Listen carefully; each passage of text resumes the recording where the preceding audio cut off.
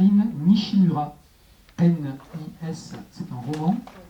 Mais là aussi, à l'instar de ce que je viens de dire pour le livre de Piano, c'est un roman qui est 19, qui est ancré dans une réalité, puisque c'est la réalité d'un fait divers japonais, l'affaire Midori.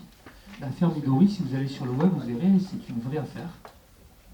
Alors, de quoi ça parle? Alors là, c'est pareil, on est sur c'est marqué roman, hein, donc je n'ai pas inventé roman. C'est marqué dessus sur la première de couverture, page de titre plutôt.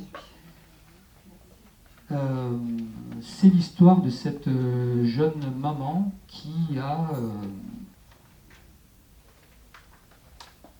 donc au Japon. Alors, je ne sais pas quelle image vous avez du Japon. C'est très intéressant parce que, petite parenthèse, on va faire une quinzaine du Japon à l'automne. On fera une quinzaine du Japon. Alors, le Japon sous toutes ses formes. Donc, prenez date, au mois de novembre en principe. Et du coup, on lit plein de trucs sur le Japon là, en ce moment. Liliane est à fond sur le Japon. Et donc, du coup, en s'intéressant au Japon, on voit aussi l'envers du décor. Parce que le Japon, c'est une société quand même un petit peu fermée, avec des gens qui, vous savez, il y a cette notion de ne pas perdre la face. Et donc, on est un peu comme ça, dans une espèce de quant à soi très fort, où on ne laisse rien transparaître. Moi, j'ai eu la chance d'y aller une fois au Japon. Alors, je ne vais pas vous faire une conférence dessus. Par contre, c'est vrai que c'est amusant. Peut-être que je vous l'ai déjà dit, ou j'ai dit à certains, mais un soir, j'ai fait un karaoké, par exemple. Un karaoké, moi, je pensais salle de spectacle, etc. Et en fait, je me suis retrouvé dans une cellule capitonnée avec une boule à facettes. On était deux à tenir un micro et les gens hurlaient comme dans un asile de fous dans des grands couloirs comme ça. Et chacun, après la journée de travail, va dans ces karaokés géants, s'enfermer et se défouler.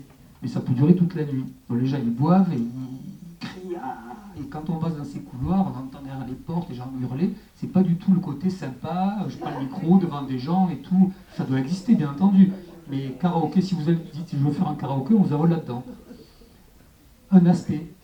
C'est pareil, si vous traînez un petit peu dans les rues à Tokyo, les gens sont hyper smart, hyper polis. C'est assez incroyable d'ailleurs, c'est un choc hein, quand on arrive de Paris d'ici. Et puis,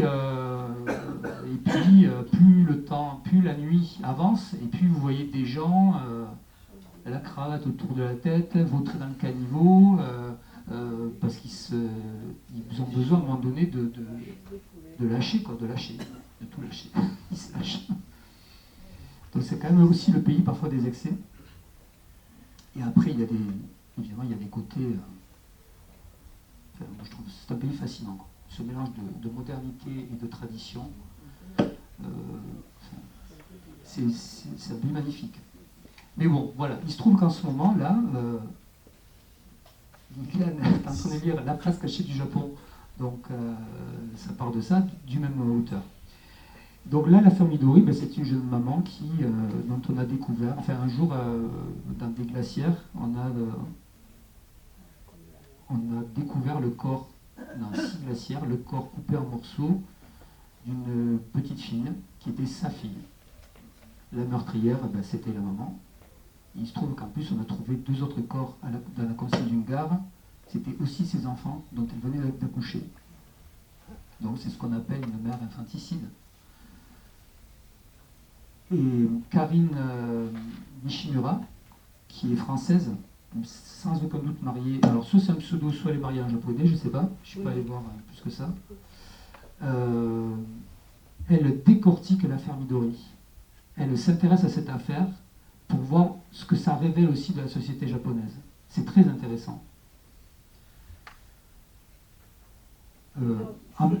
C'est pas inventé, ça a existé. C'est un fait divers réel, tout à fait, qui a défrayé la chronique, qui a fait beaucoup parler. Évidemment, la société japonaise, qui est une société assez qui est rigoureuse et qui a condamné d'emblée Midori, sans forcément voir.